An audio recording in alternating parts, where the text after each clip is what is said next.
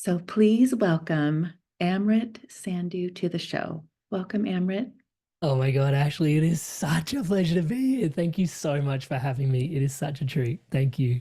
Gosh, you are a treat. Your energy, learning about you, Touch wood. kind of going down our podcast aligns similar guests. Like there's guests on your podcast, Inspired Evolution, Mm. that I was like, oh gosh, those are like my top tier, right?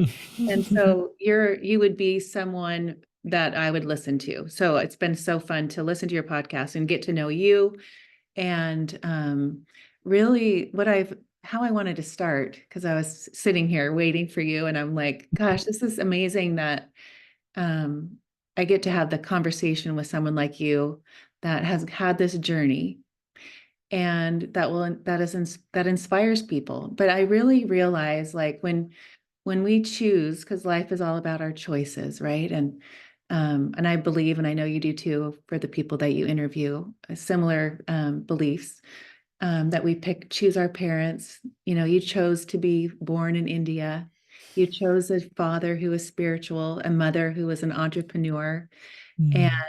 and I look at how it came together in you. And then you chose a job as a corporate construction engineer for 7 years. And that does, it's like, but you're making these choices to become you where you are at this moment. Mm. And when you realize, like, having depression for, 6 years, you chose that to learn those lessons. And I always, as a mother, being able, like I told you earlier that I'm an older mother. So I Mm. raise them with everything is always working for you, right? So Yeah. they live their life that way. And they're only 15 and 17. Mm. So when there is something, the carpet's pulled out from under them, or they think something happens, they know it's for them. So it's very much a muscle now in their life. And I think, gosh, what a blessing to start life off like that, right? I Definitely. want I want you to go into your kind of explain how you grew up, and the Yeah. kind of what I described, like. And I love how you talk about your story, because I Mm. always say, like, change your story, change your life. And Yeah. one of my big things to people, because of the story. But you have a story, but you've made it into this amazing purpose filled life that inspires people that haven't figured that out and haven't had maybe the enlightenment that you had. And I think a lot of that comes maybe from the programs that your father and your mother instilled in you, that just kind of came alive from that Mm. woman, that doctor that showed you breath work. Yeah. Yeah, it was a total trip how that happened, and thank you so much for just reflecting so much of my journey back at me. Really, yeah, means a lot to have it put so poetically and lovingly back. And yeah, the element of story is this real trippy thing, like because on like there's and as I've studied more and more of this, there is the heroine's journey, there's also the hero's journey, but it seems to be in today's day and age, it just seems in particular that many, I would tempted to say all, but many people are living out the hero's journey to some degree or the other. And it's cyclical as well. It's like we have this journey around like the hero's journey on one thing, and then the next thing comes up, and we have, and all of that to sort of say, we have challenges and then we have breakthroughs and then back to chopping wood and carry water. So the hero's journey, if you look back at Lord of the Rings, you're living in Hobbitville, and it's just like chop wood, carry water, and then there's this challenge. You got to save the world, and then you go out and you actually save the world, and then you come back to Hobbitville and you chop wood, carry water, but you've got all the wisdom from along the way. And many of us are living that way. And the real trippy dippy bit that really gets me about story was, yeah, I look back and even as you try to, and these are, again, I say trippy dippy because I spend a lot of time in meditation, and I look up and I go, okay, so let's try and transcend story, because surely there's a type of transcendence that's awaiting for us there if we can transcend story. And I've spent time sort of trying to cultivate that, and then the humor kicks in, and it's like, oh, you're just playing the character in the story that's trying to run away from the story. There's no running away from story, mate. So it is one of those things, that you, when you start to unpack it to that level, it goes, oh, this must be sacred. This must be Right. sacred. And if I can learn to understand it deeper, richer, more fully, then surely that can, that which is sacred can help us live a really rich life. Touch wood, in my humble opinion. So yeah, that's been my awareness around story a little bit, and it's been really interesting because oftentimes on a path of purpose, they, even Young sort of said this, it's like you're born with it, like all kind of riching and vibing and effervescently bubbling. He probably didn't use that terminology, but that's me sort of putting words to his work. As a kid, and then you sort of grow up and the world forges you into a particular thing, and then as much as you forged this outer casing, if you will, it's now on you to sort of reach back down inside the casing and pull up the kid that had all of those gifts, and then sort of allow those to really blossom as the top part of the tree, or however you want to sort of use the metaphor. And so in that, I look back on story in particular, because you mentioned it, and I remember, like, I was always a really good kid, like touch wood academically and that sort of stuff, like always, like, yeah, like a good kid, like towed the line, let's put it that way.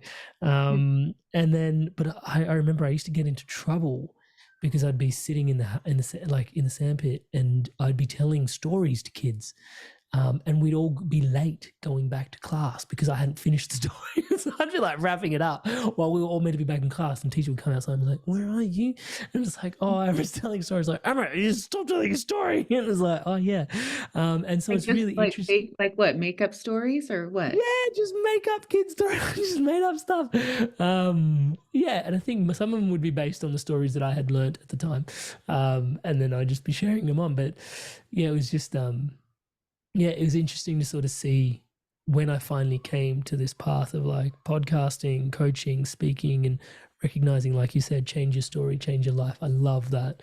Yeah, just how important story is, and then recognizing that, like, oh, Amrit and Story have been dancing for a while, and I'm not to sort of say like, oh, Amrit's special. It's like we've all got things that we've danced with, and the opportunity is there for all of us to reclaim it. Yeah, yeah, But will you go back to the moment that really that sparked the after the depression and you were going to the doctor and you weren't happy, and I want to like where it sparked the meditation and your mindfulness and how that yeah. I'll pivot bring in you your into that life. I moment. feel like Yeah, that's when it uncovered your magic. Like that's when yeah. you Touch. started to realize you had magic. I always say Well, that's magic, right? yeah. Touch wood. It was, yeah. It was actually a few moments after that, and let me explain what happened. So yeah, as a young adolescent as well, to be diagnosed with depression was, well, even to just go to a psychologist. I think today, like, it's a bit more normalized, like, but back then, with like therapy talk being part of the common vernacular, world is sort of waking up. But yeah, back then it was just, it was at a point where it was just okay for me to be going to see a psychologist for something, and that I knew that I had that as a resource. I think even 10 years prior, people that went through what I went through would have just sort of worn it and just sort of continued to spiral and live life in a sort of downward trajectory. Touch wood. I was in that generation where buses had just started to put, like, on the side of them, like, hey, depression, or hey, anxiety. And like there was billboards, just one or two here or there, and you just saw it sort of being somewhat normalized that people struggle with mental health. And so by that grace of just the timing of everything, again, as you pointed out to Choice before, maybe it's all perfect, but touch wood, through that grace, I landed opposite a psychologist because my whole world had fallen apart. My partner was leaving me, my friendships had all left, and yeah, I basically had been asked to leave university, and I was always academic, so a big part of my identity, touchwood, had come crumbling down around me. And I'm sitting opposite this. In order to get to the psychologist, I had to see a doctor, and the doctor referred me to the psychologist. And I'm sitting opposite the psychologist. Psychologist has actually been very gracious. She said, "Look, you've been struggling with depression for the better part of 6 years. It's major depression, so you're like clinically depressed, but you're also major, like it's major depression. But good news is you're going to be okay in a couple of months. And I was like, part of me was like, what? Like, how can you say to me that I've been struggling with something for 6 years and I'm going to be okay in a couple of months? Like, some part of me was like, surely it's like a 6-year road out of here. It took 6 years to get here. It's meant to take 6 years out. And it's like somehow felt discounted of like, all like she validated all my struggle and then she kind of like discounted it in the next breath, and I was like, ugh.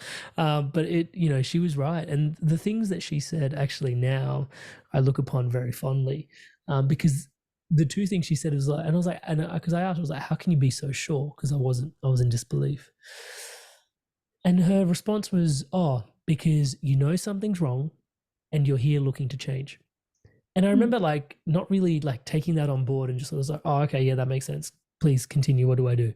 But now I look back as a coach trying to help like people transform all the time, like having worked with like 300 more than 300 people now, like one-on-one deeply, how important those two nuggets are. Like, knowing something should be changed or can be changed, and then being willing. Well, people that don't have that, is like, it's not there's something wrong with you, but like even I don't have that in certain domains in my life. In certain domains, I don't know that there's something wrong and I'm not willing to change. And it's like, and you're going to be stuck in that space, bro. So it's like important to know just where that's showing up. So she gave me, in her wisdom, some exercises which were amazing. But then also she gave me the pills, and that was like her sort of the crowning jewel of what she was trying to send me off with. She was like, here's some SSRIs, and go take these, and see me again in 2 weeks. And that's part of your treatment plan. Now we'll be doing talk therapy, and you'll be on the antidepressants. And as I was leaving the clinic, the doctor sort of chucked her head in and she was like, hey, you going? I'm free. And I'm like, yeah, I am. It's all good. I saw the psychologist, thanks. And she's like, oh, just, you got a sec? And I was like, sure, all good. And she sort of pulled me in and she's like, by the way, like, I used to do a lot of the mental health work in this clinic, but now, like, we've got a psychologist, so I don't do that anymore. And I was like, okay, cool. And she was Thai by heritage. And so I was like, yep, that's all good. She was like, what was your prescription? And I was like, she gave me antidepressants, and, we did this, and, I'm coming back in a couple of weeks for a chat. She's like, oh, okay. Yeah, so here's a breathing exercise that can, that will really help you. And I remember that moment, I was just like, woman, like breathing, touch wood. I was obviously a young male as well. And I was just kind of like, I knew best. I was in that. Like in your late 20s? Yeah, it was 23, okay. early 20s. And so then I was sitting there and I'm like, this real, it could have been 25. Yeah, I'm getting old. It feels so long ago. Sorry. And in that space, I was like, yeah, I remember her turning around to me and just saying, here's a breathing exercise. And I was like, I'm not proud of this response. My knee-jerk reaction was actually to like, yeah, I shouldn't say this, but I kind of wanted to headbutt her. I was like, breathing, like, are you serious? Like, breathing. And I say this only because I know some people will hear me saying something like, breathing, Amrit, like, and my response as well was like, breathing, like I'm breathing, I'm alive, like I'm here. Like, what do you mean breathing? Like, what more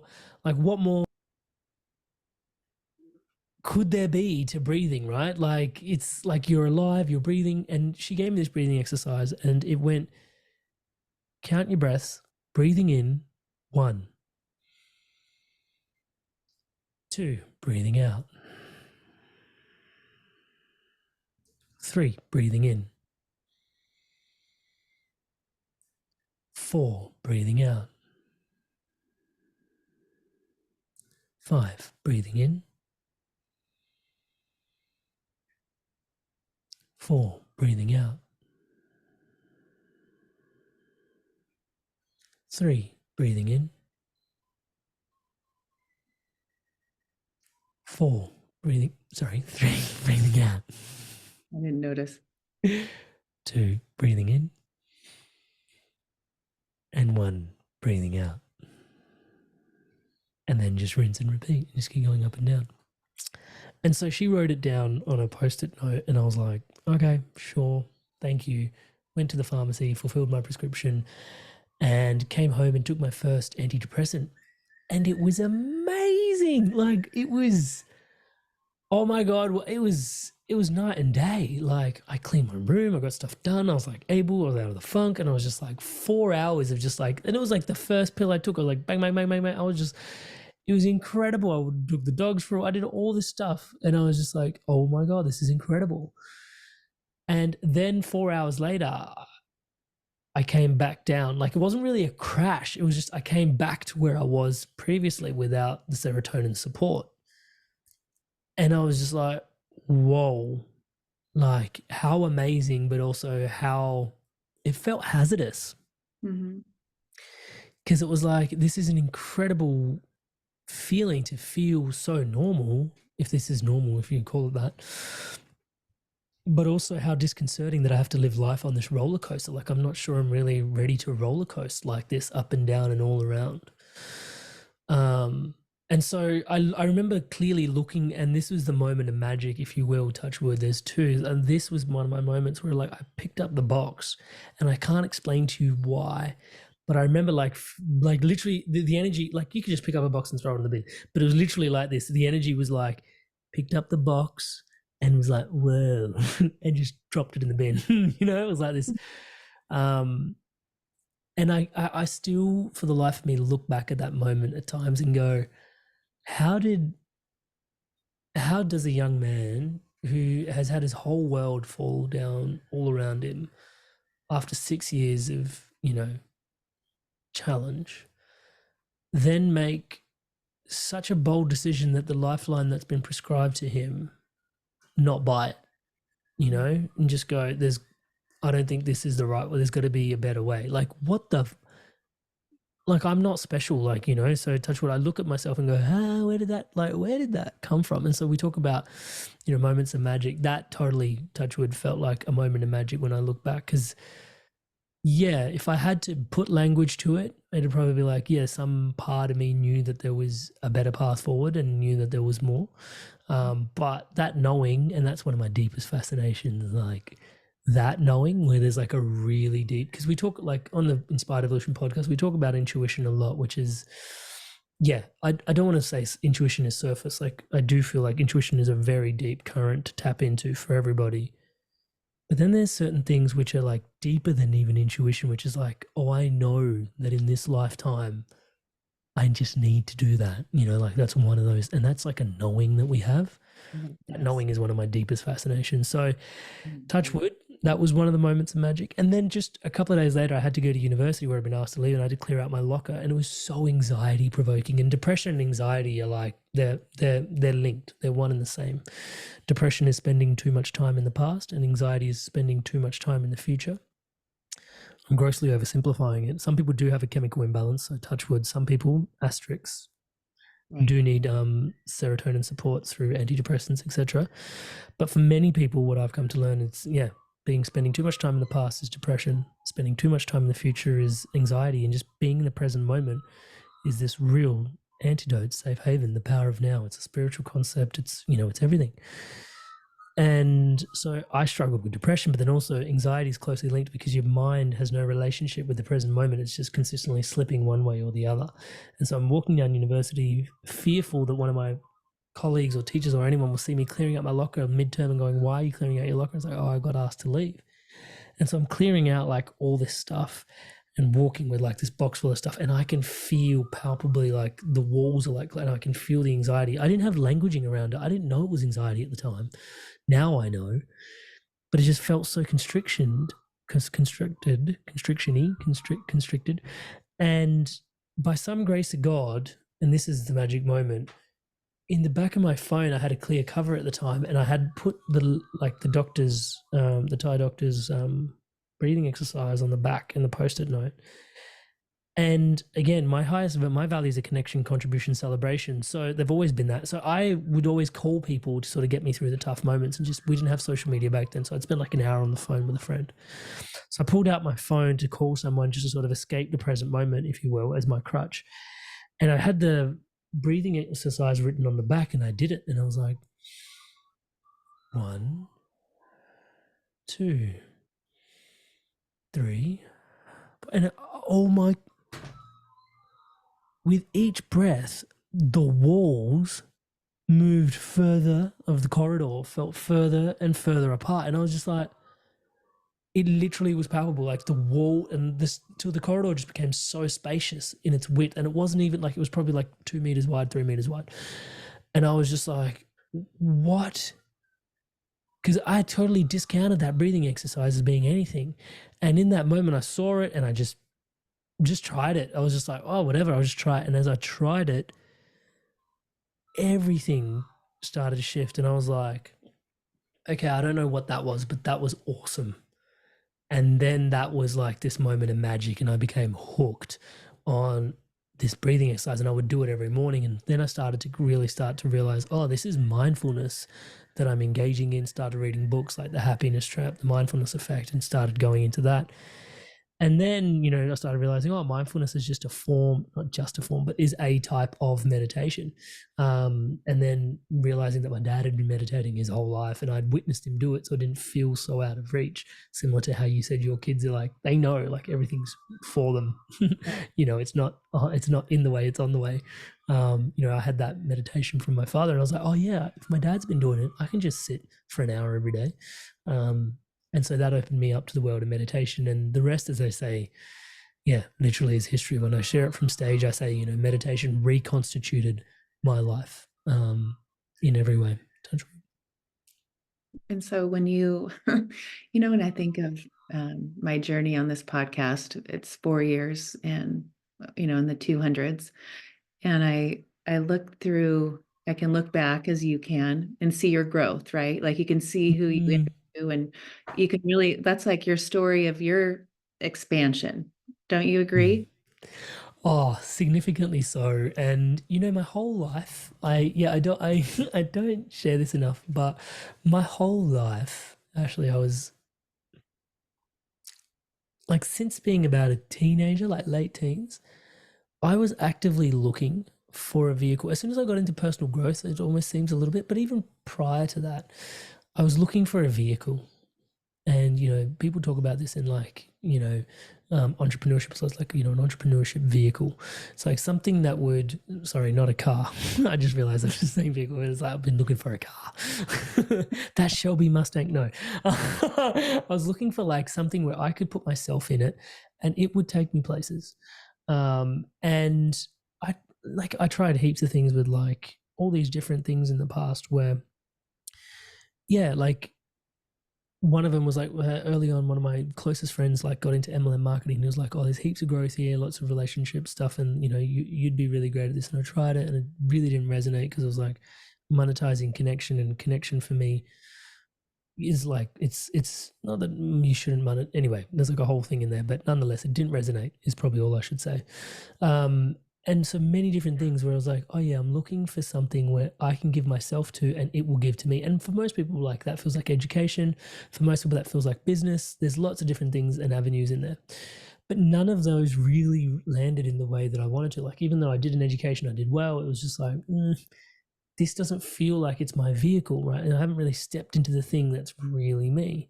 And then, business is like, yeah, I haven't really stepped into the thing that's really me. Until the podcast sort of happened, and it started even early days. And it was interesting because the podcast, like you're at the 4 year mark and you're doing way better than I am. The 4 years, the four Oh, years right. in, I was like, it wasn't until like even about like just a couple of years ago that things really started to turn a corner and make a lot of sense. Touch wood financially, let's put it that way. For the first longest while, it was just me showing up for it. But the reason, and people would say like, is it making you money? And I was like, no, it's not making me money. It's costing me money. Like I'm paying for all this editing, etc., etc., etc. So why are you doing it? And I was like, I can't describe this to you, but I've always been looking for a vehicle like we described. And it started with, and this, I'll give you an easy example. Early days of the podcast, like probably like 3 months in, Wim Hof came to Melbourne here in Australia. And he did a very intimate breathing session. And back then he wasn't like Wim Hof. Like, he was Wim Hof, but he was just Wim Hof. And so I'm in this intimate breathing like workshop. And at the end of it, like every part of my body was like, oh man, that was epic. I got to get this guy on the podcast. Mhm. I never asked. And fast forward like 12 months later, I worked up the courage. I was like, hey, William, you came to Melbourne, did this amazing thing, and like you're really taking off. I'd love to have you on the podcast. I wish I would have asked you sooner. Sorry, we're too busy. Mhm. And I look back and I had this, like, even a few days later, I was kicking myself that I didn't ask him. And I had to check in with myself. I was like, why didn't you ask? And it was like, because I was afraid. What were you afraid of? Rejection. Why are you afraid of rejection? Oh, man, I got so much self-worth stuff to work on, touch wood, you know? And I remember going, like, looking at that, it's like, never again. Like, if Mhm. I'm inspired, I will act, you Right. know? And even just that, like, that is like one lesson out of like potentially like, I want to say thousands, let's just say 500, just to be conservative, right? That the podcast has taught me. And Mhm. so that, in that, like those sort of moments made me realize, oh yeah, this is my vehicle, Mhm. like, because it's shining a light on the things that need to have a light, like a light shone in on in my inner being, and that inner transformation is going to unlock something externally in the material. And so that felt like, oh yeah, this is the right kind of vehicle for me. And it's really weird because it's like I came to podcasting as sort of like a spiritual personal growth thing. And like, mate, come on, get real. It's like, yeah, I get it, but it's my truth. I don't know what to say to you. It really has been an incredible journey. Touch wood. Yeah, for sure. What are you saying, touch wood? Yeah, I know. It's one of my idiosyncrasies. I say it to everything. So Indians are inherently superstitious, and it's knock on wood. Oh, touch And wood. so Got they it. say, and then one of my friends sent me a post recently, and they're like, "Oh, this is for you." When it's a pagan ritual actually that they used to invoke the spirits of the trees to sort of be present for them apparently, as they were going through whatever they were discussing. So they could have been, saying something as like knock on wood, and it's like, yep, call in the spirits of the trees, which I think is kind of beautiful. Yeah. My friend literally opened a restaurant about a year ago, and he's like, it's all wood. And all my friends are like, who's gonna love this place? Oh, that's funny. So yeah, I've like, Yeah. people are like, are you superstitious? And I'm like, I don't really know if I am. It's part of my vocal idiosyncrasies that I just keep saying touch I wood. haven't heard you say touch wood. Maybe if I go back and listen, it'll come back in my, I was like, Yeah. touch wood. What is that? Yeah. Australian? No, Uh, it's a yeah, it's an Indian thing, I guess, to some degree, but Indians don't really do it. It's just, yeah, I don't know. It's an Amrit thing, I guess. Touch wood. I'll think of you every time I say that now. But so you're on your journey now, you're coaching mindfulness and you're meditating, and meditation is a big deal, and you're like on this path and picking up the breadcrumbs and like and figuring out where you're going. Like it's just I love looking at life from that higher perspective. Like you're looking Pleasure. at this little avatar, Amrit, like Mm, should like a video game, because we are playing in a game here on this planet, like mm, watching you like go this way, and then I figured this out and now here he goes. And then you have this podcast and you start to, I mean, it's an evolution, I mean, the mm. perfect name for your podcast is Inspired Evolution. I mean, I was thinking about like how I named mine. I didn't know when I named it what I was going to do. I Mm. thought, well, everyone has magic, so maybe I'll just uncover it.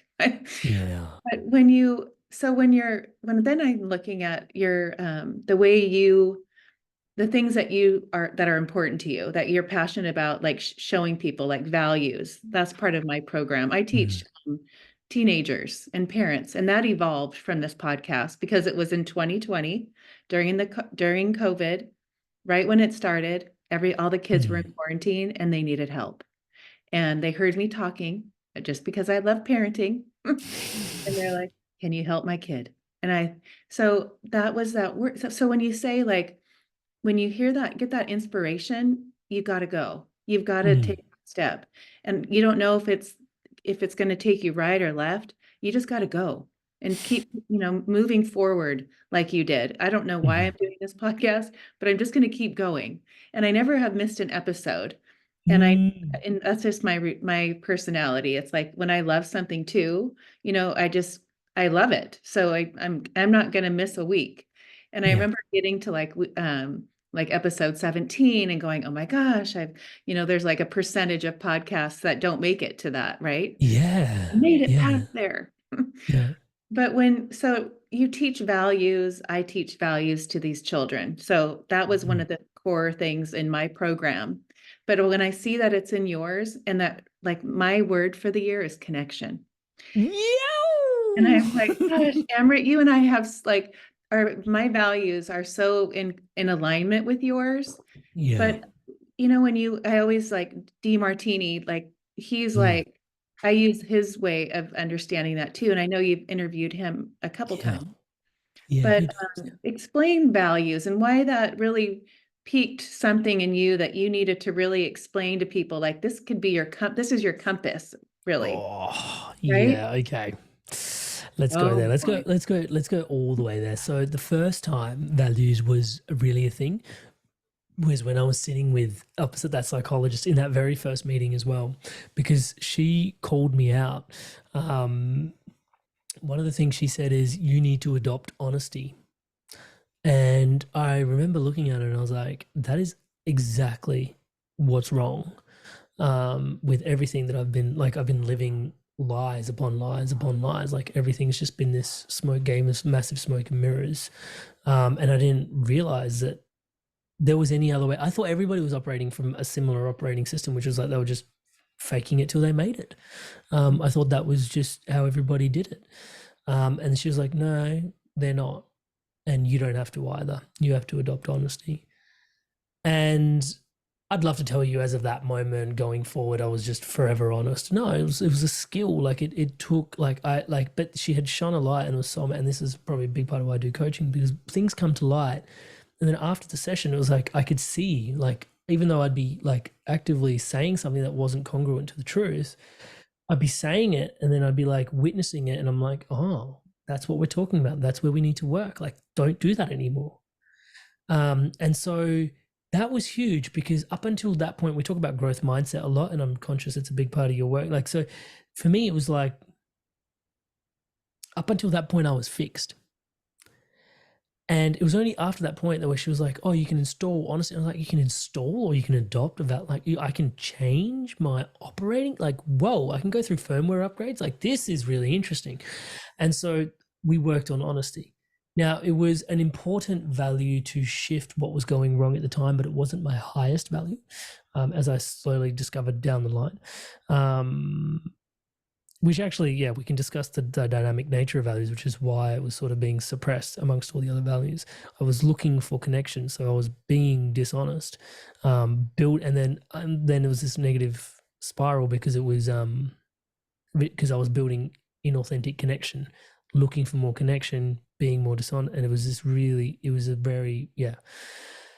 So in that to say, that was the first moment when I recognized, and I didn't know it was a value. It was just like something that she said you need to adopt, and I was like, great, this makes a lot of sense.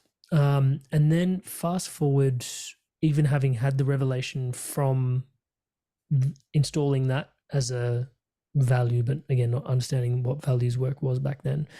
And then having all the self awareness kick in from all the meditation and mindfulness and all the day to day interactions where I had to reprogram honesty in and becoming really clear on myself. Eventually, I healed a bunch of stuff, went back to university, graduated top of my university second time round, touchwood, which is an epic ode to mental health in and of its own right. The fact that, touchwood, I don't say this to gloat, but I say this to sort of say the guy that got asked to leave was the same guy that graduated top of the university. Same guy, Mhm. different headspace. Headspace matters, right? And that's touchwood. That's like the whole reason they even gave me the award of graduating top of the university because of that, inspirational story. So graduating and then getting the best possible job I could from that point in like career, you could pick whatever you want, and I picked whatever I wanted. And then I got in, and I remember looking at the leader in the organization, and he was dishonest. Mm. And I was like, this corporate ladder leads to there. And I did a lot of work on this particular thing. Mm. Maybe we're going to be the change we see in the world. And, maybe this is, we're the next generation. That's, maybe that's why I did all this work. So went along, and slowly but surely it wasn't shifting, it wasn't changing. I just met more and more people similar to that frequency. And I was like, feels like I'm in the wrong place, a little bit, rubbing the cat the wrong way. And so it was there that the values work really started to drop in. And it was like, so what are my values? Like, what do I really, really value? It's like, well, your real values, and this sort of came through the early stage of the inspired evolution being born, which was like, and because I was so desperate to change, I was inspired by all this other stuff and ready to evolve, because I wasn't, there's this existential crisis that I was going through that was, I'm inspired to evolve. And so in there, it was like, well, my values are connection. When I started doing the work, I loved and lived to connect. I love to contribute, and I love to celebrate. And they mean different things to me than what they mean to most people. Like for me, celebration is health, because celebration is dance, and dance is like, there's movement, right? And there's vitality. So celebration to me means vitality. For some people, that it doesn't mean that at all. Yeah. And so they mean different things to different people. But if you've done your core values right, they should mean what they mean to you specifically. It's almost like a thumbprint, right? And so that's when it really started to come through. It's like, oh, I'm birthing a podcast. The podcast has certain values. Amrit has certain values. What are my values? Oh, okay, I'm here to connect, contribute, to celebrate. I'm not finding any of that in my work. This makes so much sense as to why I'm doing something different. It was probably just prior to the podcast, because I had mandala moments where I realized connection was so important to me, and we were doing all these workshops in those fortnightly catch-ups where people were coming over to my house. But it was around that year, around that same time, where I got really clear on my values. And once that happened, it made complete sense as to why I had to leave the job that I was in, doing all the things that weren't really lining up to my values. And I was like, this doesn't make any sense for me. And all this other stuff, podcasting, coaching, speaking, the more I podcast, the more I connect, contribute, celebrate. We're doing it here today. The more I coach, the more we connect, contribute, celebrate. The more public speaking, connect, contribute, celebrate, so those stack up and line up to my values. And yeah, it just makes it super easy to make the decisions about, touch wood, how I'm showing up in the world and what I'm going to do with my time and energy and investment. And to go all the way, I truly believe one of the fundamental spiritual tenets that I stand upon is like that we are the universe looking in on itself. Mhm. Yeah. So the universe is doing this trippy dippy thing where it's folded in on itself. And so having this experience of consciousness, like I'm over here, you're over there, opposite sides of the world, everybody's listening in, other pockets of the world just listening in conversation. And it's like we're all experiencing the universe as the universe. And as you start to peel into spirituality, if you had to rebrand it, you could just rebrand spirituality for unity. We are oneness, but yet we feel divided, and we're having this really interesting experience. And so you can't really, it's enriching to know that, but at the same time, you can't really draw much from that. But one of the things you definitely can draw is that the universe is inherently curious. It's the fundamental, one of the fundamental fabrics of the nature of the universe. Some people say it's love, and sure, that's part of it.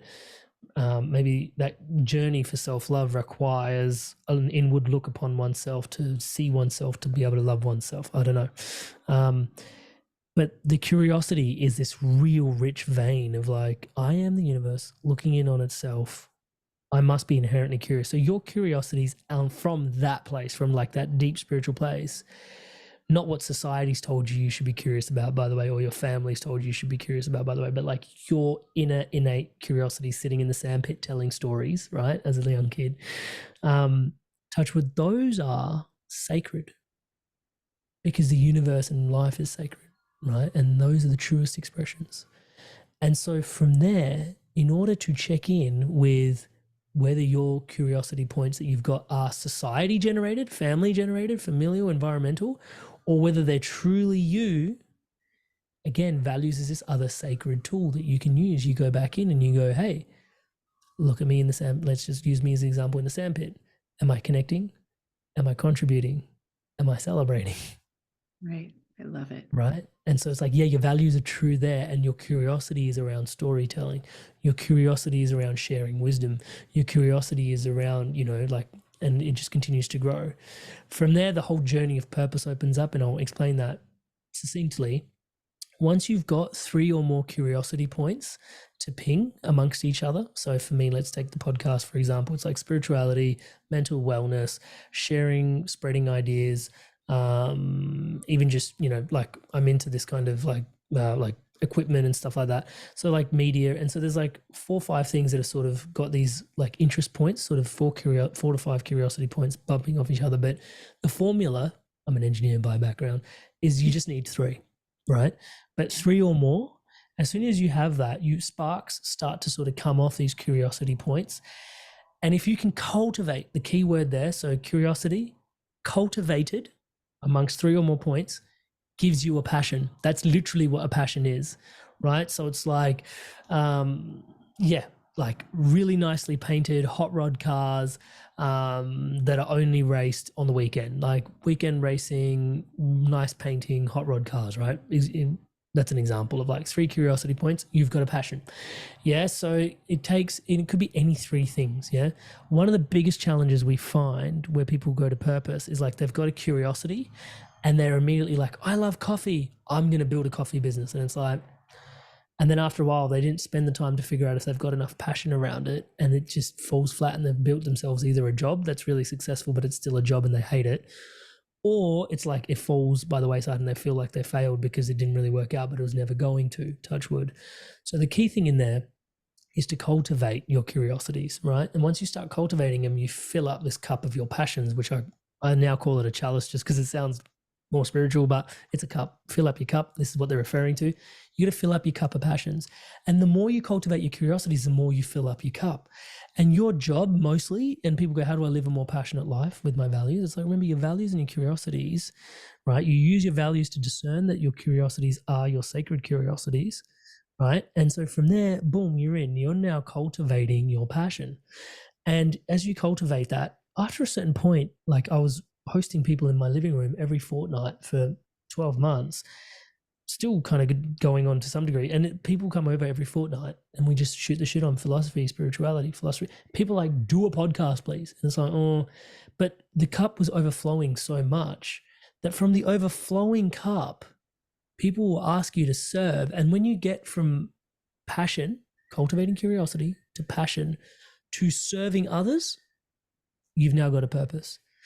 So your passion is all your inwardly facing stuff, and your purpose is your outwardly facing stuff. And the only difference is you're serving others your passion. So actually the whole game of purpose, if you will, is about your passions, right? So finding your passions. That's why many people use them interchangeably, not always knowing why they're doing that. But that's really what it is. Cultivate your passion for yourself, but don't do the thing where you've got a curiosity point, 1 point, not circled with like 3, and then rush off and try and create a business around it or something and do some entrepreneurship. It's like, you can, but then your motivation's like, as opposed to like really what we're trying to create, something that really speaks to your whole entire being, feels like your soul's calling. Honor these sacred curiosity points, cultivate the passion, take the time to do that. It was a year of hosting people in my living room. Like I said, it took 4 to 5 years of podcasting without me really understanding like the mechanics of how it's meant to support me. I was just supporting it, right? And then eventually, like 6 years later, you're like looking at something that's like, touch wood, oh, like I've got a lifestyle business, touch wood, right? That happened, right? And it was like, and it's like, oh, overnight success. It's like, yeah, overnight, right? In air quotes with like lots of apostrophes and asterisks put in there. Yeah, but you cultivated your curiosities, they filled up your cup of passion, you continue to serve your passion, and eventually as you serve more and more and more, you find more and more purpose. Right. Oh gosh, you just spoke it to me. So having this podcast, and I'm talking to you because you just shared that exact story that I'm going through right now. Yeah, because I'm serving this podcast. It's not serving me, but it's serving Yeah. me with my passion. It's serving my Mhm. passion, right? Yeah. So Yeah. you just continue because it fills you so fully. Absolutely. And in January, I started saying that was my word, was connection, right? I Mm. started talking about that on my intros. And I said, I'm going to start a retreat. I'm going to do a retreat. I don't know where it's going to be. I don't know who's going to come. Kind of like I'm going to start a Mm. podcast. I don't know who's going to come be interviewed. I don't know who's going to listen, but I'm going to have a retreat here in San Mm. Diego. I had someone reach out. I know where it's going to be. Came together. It like that, right? Like in a second, it was sold out. Had one last Sunday at a different place. My husband's helped me find. He's in commercial real estate, so he's like, "I think I found where your retreat's going to be." Okay, put the start talking about it. Sold out, oversold. But that's my connection because Mm. that's what, and that's my contribution, and that's where I didn't get that, but I kept doing this podcast, knowing it's gonna lead somewhere. I don't Mm. know where it's gonna lead. Yeah, it led to my raising confidence class, parenting classes, whatever, Mm. coaching, all those things that I love. But I just Mhm. kept going. I'm feeding it. Yeah. Just like you. Yeah, I'm feeding it. Mm. And so then this retreat, second one, I just planned my third. So it's like we're moving forward. We're taking the breadcrumbs. But gosh, it is so true what you just said, because that is what that's my passion. When I get to that retreat and I see these people do breath work and wake up and from it after an hour and go, oh my gosh, like what just happened to me? And have the guests from my podcast come speak like that. And that's my connection with this podcast. I get to meet these people that come to like share their magic with these amazing people in person. So what you just said is what I'm experiencing, yeah, 4 years. It's not like overnight success. Mhm. Exactly. And it's not. And I think it's like being a dad now that you're a dad and you're showing your Yeah. children, like I always say, your kids do what you do more than what you say. So, Mm. the girls see me like loving this. And I know I'm planting seeds in their little mind. And then they go to the Mm. retreats. I'm teaching them automatic writing and they're doing breath work and Paige Wick gets out and she's crying and mom, I get, it's like, and they're so young, but I know that as a parent, and what you're doing too, even though yours are much younger. It's just that's so amazing to be in this world that we're in right now and planting these seeds. Mm. But showing what you're showing to the world is that once you get the values and you understand your purpose and you put it all together and you're cultivating, and I like that word too. Mm. And I'm cultivating that I lately the other day was I'm gonna cultivate. I love cultivating better than create. I want to cultivate, but it just fills me up, you know? And the thing I'd encourage everybody tuning into is someone could have said what you just said in, yeah, literally word for word, read it as a script, yeah, and just gone, oh yeah, and I'm running retreats and I'm creating connection and I'm like experiencing connection and I'm having a great time doing it. And it would never have felt the way that it felt to hear you say what you said.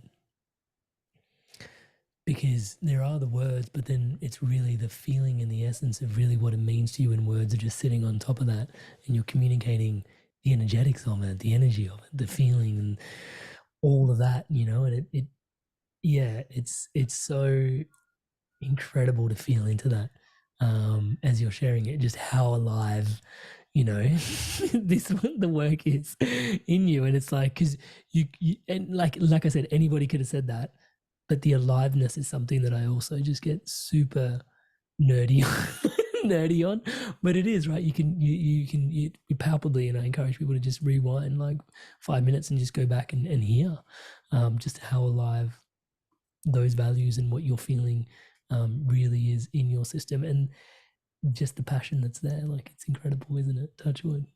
Yes.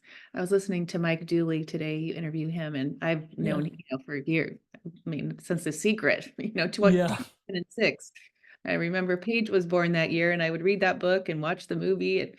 And she was a tiny little baby, and then I followed his, that, but listening to him and you talk when I was listening today about we all know the law of attraction, the feeling, the emotion, and all the stuff.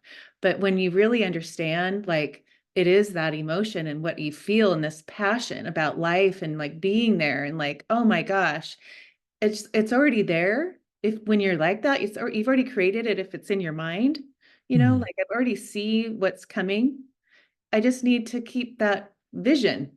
I just have Yeah. to keep that emotion. It all comes together, but I loved what you guys were talking about. Yeah. And we went deep in that conversation because there is the law of attraction, which seems to be more connected to vision. Um, and I don't want to say it's deeper, but in some ways I think it is deeper. But again, it's the law of the universe. There's one law deeper than another. Pardon me for that. But there is also this whole body of work around the law of resonance, which we talked about, and that's really what you're describing as well. And what we're describing, actually, we've just segued into it, which is the the emotion that we carry. We're actually resonating at a Mm. certain frequency. And just to sort of clear it up, because that sounds like, I mean, what do you like esoteric jargon?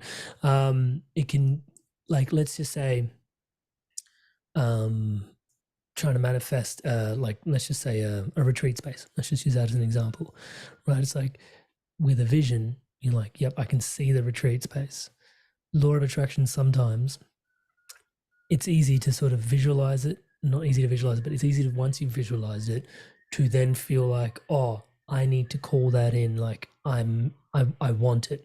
I want it. I want it. And you're calling it in by saying, I want, I want.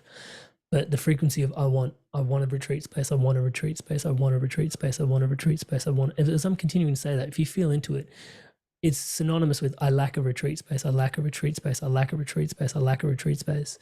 So, as much as you've done the law of attraction visualization piece, the law of resonance is now you're resonating with what you visualized and you're actually repelling it accidentally, because you're vibrating at a frequency of lack, as opposed to working on the law of resonance. Like, yep, I can visualize that, and that's so great because that makes me feel like this. Right. Ah, awesome. Let's just feel like that.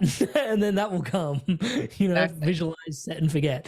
And this is where they Set say it the and masters forget will it. visualize it once, set and forget it. And you're like, how the fuck do they do that? And it's like, well, they're working on the law of resonance, touch wood. They visualized it. It's made them feel a certain way. They've tuned into the feeling. Now they feel that way and they just carry themselves with that feeling, touch wood. All the Mm. stuff comes. It's like a magnet, and Yeah. it's so fun to watch. It's so fun to watch it all come together. It's like watching it's like you wake up in the morning and it's like, oh, there's that one little thing coming. When's the Yeah. next one? Like it just Yeah. living in that excitement of life and watching Yeah. it unfold. So amazing. I want to ask you, who's been like your biggest teacher? Who's your, like, would you say, like, even like on your podcast, someone that you really just really, it took you to the next level? Yeah, so those are two questions because actually my biggest teacher is the person I'm still trying to get on my podcast, and for some reason he's just being weird about it. Is my dad. So my dad is yeah, he's a bit of a spiritual sage actually. Touch wood, I don't know how else to sort of put it. Um, and so he was a very formative figure and still is in my life. Yeah, he Going through that depression and you were at that school taking your books out of your locker.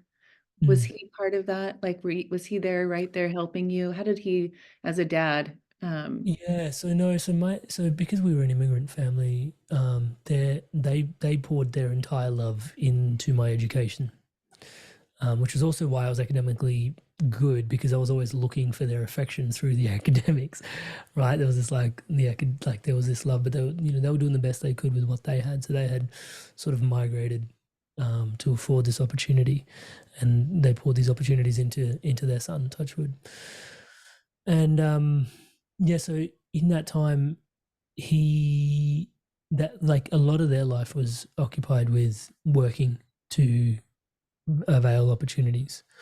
Um, and so, yeah, he emotionally, energetically is probably always been present. Emotionally, wasn't there at the time when I was going through what I was going through. Mum and dad were there both to catch me when I went through that, as the last sort of Hail Mary stop for connection. It was like, yeah, all connections have been severed, but you can always come home to mum and dad, which was touch wood an absolute blessing, which is why parents are again sacred. But like my dad had this, like he wasn't afraid to ask a 4-year-old kid, like, why are you here? And I was like, this is our home, Dad. And he's like, why are you here? And I was like, because we haven't gone anywhere. He's like, why are you here? And I'd be like, getting the gravitas of the question, I'd be like, how do you, whoa. And just his courage to like not set, like, you know, to like, not afraid to send a 4-year-old out on existential, like, sort of, woo, you know, was profound. And so growing up with that around you, where it's like, there's more, like we talk about metaphysics, is like people are, yeah, but this was just, it's mysticism, like, but it's like I grew up with it grounded in, which is like, there is more, there's always more. Be aware of the more, you know, laws of karma, etc., etc. Just like there, the more is, yeah. And so that is definitely my response. Looking to get dad on the pod one day, but let's see what happens. Touch wood. And short, I'll give you 2 responses to on the podcast who's been there. Marianne Williamson, she came on the podcast. They've all been great, right? But I've been asked this question a few times, so I'm able to rattle it off. But like it is really hard to choose, but I've had to choose a few times because I do get asked this question. So Marianne Williamson came on the podcast and talked about power and love as she was running for after she had just actually bowed out of the presidency, oh, twice actually, once before and then once after she bowed out of the race. Both times it was about power and love. And she basically left me with this visceral awareness that power without love is corrupt, and we see that everywhere. But then also that love without power is anemic. And a lot of us are championing positivity, but we don't really just power into it. And it's needed and it's necessary. And this was a real call to action. And I can't describe it to you, but my nervous system felt different, touch wood, after that podcast. Like it was just like, dude, like it activated something within me, touch wood. Is the only way I can really describe it. So there was that. And then recently we did a podcast with John Aston, who is a teacher of the non-dual awareness. So I liken non-dual to enlightenment. People are living in an awareness of experiencing unity all the time. And yeah, he's been in that space for about 30 odd years, and he's been teaching people from 30 odd years. And he's got this, the podcast was really trippy. Like we were talking, and at the end of the talk, he'd leave you at the end of the sentence in this experiential space where you were experiencing oneness through words. And I was just like, and then I realized, oh, I have to ask a question. It was like, yes, okay. You know, it was just whoo, it was like a total, like, I was like, what is, this is a this is a podcast. Blah, blah, blah. So it was amazing. So in recent history, that was only like a few weeks ago. That's one that really stands out from a few weeks ago. And then, yeah, hopefully that answers your question well. It does, and we're at the end, but I wanted to ask you, because you're a new dad. I mean, you just have a 7-week-old baby, but you have 2 children. What is your, like, I know you were raised with that amazing dad and mom, and what are your main things that you're really going to instill? What is your, like, I know you'll instill values in your children, but what is like so important to you as a dad with your children that you want them to be raised with? Yeah, I've thought about this a lot. I quickly realized that I've got skills my dad doesn't have, and that's not just to make my dad sound skillless. My dad's got skills I don't have, but skills are transient and they'll change and they'll shift. And it kind of harkens perfectly back into this episode. The things that I can hand down to them that will actually stand the test of time,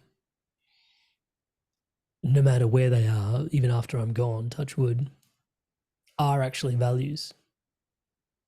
Mm-hmm. And so in that space, it's making sure that they've got a really solid foundation on not what my values are, but what their values are. And then also what just the importance of values-based living, living spiritually aligned. They're the same thing to me.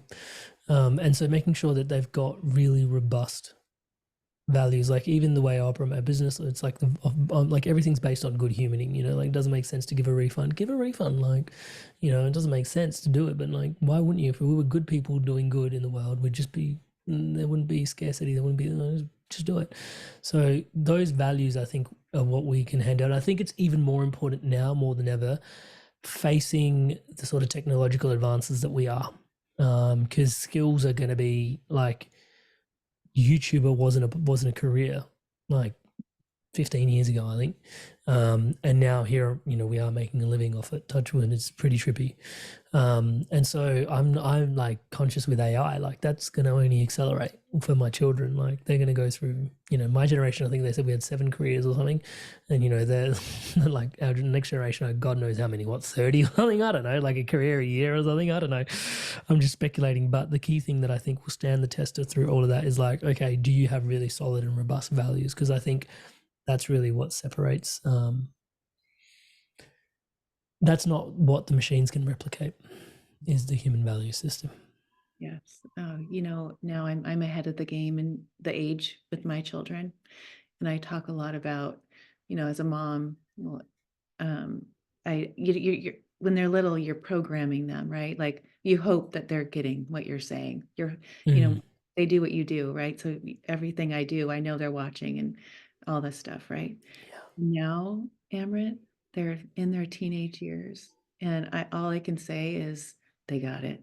I'm Mm, my labor, their values, who they choose as friends, understanding, you know, why they choose who to be around, you know, that they're, you know, choosing to not do things, choosing to do other things. It's just amazing to be at. Yes, I would love to be back and having a 7-week-old baby, like I told you.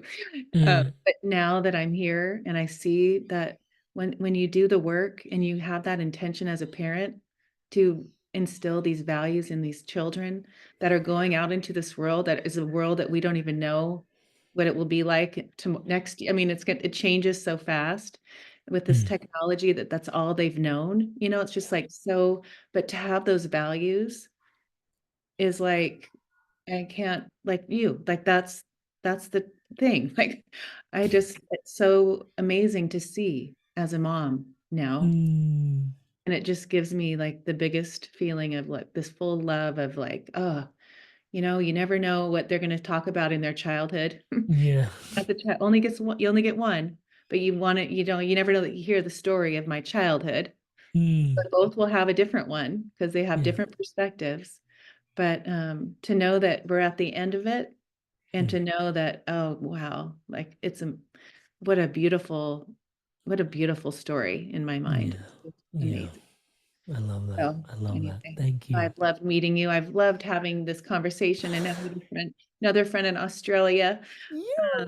Tell everybody where they can find you, listen to your podcast. You're on YouTube, go to your website, all the All the things. things. Yeah, all the things and all the things. So I think the most important thing for those that are tuning in, if, well, not if, please be open to it, is inspiredevolution.com/values or amrit.coach/values, either website. One's dedicated to the podcast, the other's dedicated to my coaching. But /values takes you to a 20-minute values exercise. And it's a quick little mini masterclass. And 20 minutes from now, you'll be as clear on your values as I am on mine. So I'm connection, contribution, celebration. You might be integrity, beauty, and abundance. Like you can find out exactly what you are in that lens. We've been discussing it like at such great depth 20 minutes from now. And the thing that's kind of shock and awes me, just because I'm like a junkie for growth and spirituality, touch wood in some ways, is like how many people tuning in just won't take 20 minutes. It's like you listen to a podcast for an hour, like 20 minutes masterclass. Like you could know your values. Like, you know, this is great, like conceptually, but then also like the rubber can hit the road and you can know what your values are. So inspiredevolution.com/values or amrit.coach/values. And then, yeah, that's generally what I invite you into because it's the most practical help I can afford you from afar. If you want to dive in deeper, you can start by youtube.com/inspired evolution, just checking out the podcast and Inspired Evolution. It's a total labor of love there. And yeah, the podcasts come out now twice a week, slowly working our way to 3 a week and just having a great time having incredible conversations such as these. And then if you want to go deep, most people that have these sort of online ecosystems refrain from one-on-one coaching because their time becomes more and more scarce. And I'm definitely feeling that pinch, but I still love one-on-one coaching just because people bring their whole selves to coaching when it's intimate and it's one-on-one, and you can't, like, again, I'm connection oriented, yeah, and contribution oriented. This the That's where depths you're right. Yes, is that's just why I like really that. yeah, like group stuff's amazing. Like it's great to get that high vibe energy going, but the depths that you sort of plunge in one on one is just like incomparable. So I still do one on one coaching, and I highly enjoy it. So yeah, if you're interested in coaching, amrit.coach is the website, or amrit.coach/life to book in a discovery call for a life coaching discovery call. Well, thank you so much. It's been so Thank you. thank you. Thank you.